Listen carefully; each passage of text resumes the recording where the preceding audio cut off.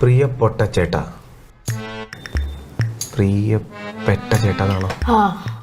പ്രിയപ്പെട്ട ചേട്ടാ, എന്നോട് ക്ഷമിക്കണം. സാഹചര്യത്തിന് സാഹചര്യത്തിന് സമ്മർദ്ദം മൂലം പതറുകയാണ് പറയുകയാണ്.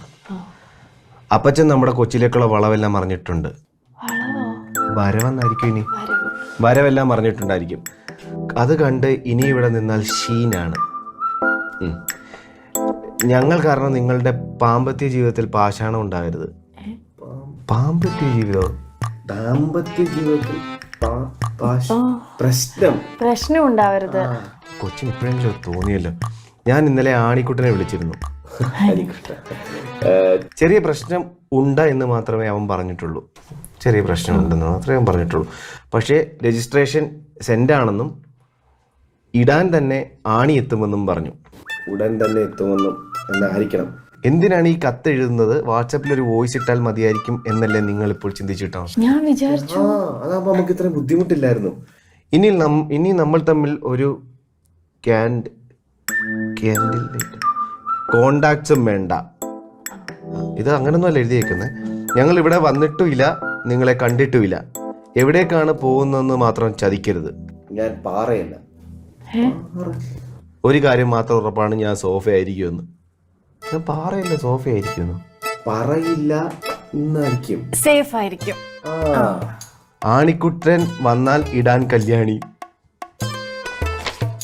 ഇവിടെ ഉണ്ടല്ലോ. അപ്പോ വിശാല മനസ്സെ വിരോധം വരുതേ, വിധിയുണ്ടെങ്കിൽ വണ്ടിയും കാണാം. ആണിക്കുട്ടന് പറ്റിയ വെച്ചാട്ടോ. 10ാം ക്ലാസ്സിന് ശേഷം കൊച്ചു പള്ളിക്കൂടം കണ്ടിട്ടില്ല. എന്തായാലും സമാധാനം പോയല്ലോ. അല്ല ആദ്യമായിട്ട് ആ ഫോൺ എടുത്ത് അനിക്കുട്ടനെ ഒന്ന് വിളിച്ചു നോക്കിയേ. എന്തിന്? അവരായി അവരുടെ പാടായി. ആ കൊച്ചു പറഞ്ഞ പോലെ അവരിവിടെ വന്നിട്ടുമില്ല, ഇവിടെ താമസിച്ചിട്ടുമില്ല, നമ്മൾ അവരെ കണ്ടിട്ടുമില്ല. എന്തിനാ വയ്യാവിലെടുത്ത് തലയ്ക്ക് വെക്കുന്ന? ഇനി നമുക്ക് നമ്മൾ മാത്രം മതി.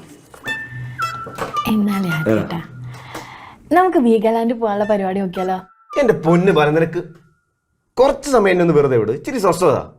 അപ്പോഴത്തേക്ക് അവിടെ വീഗാലാൻഡ്. ഞാനാണല്ലോ ആദ്യേട്ടാ സ്വസ്ഥതക്കേട്. കാണിച്ചരാ ആദ്യേട്ടാ.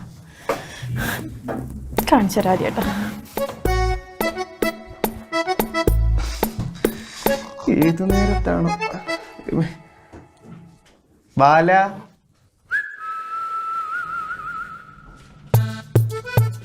ബാല, ബാല, ബാല, ബാല. എന്താ? എനിക്ക് വേണ്ട.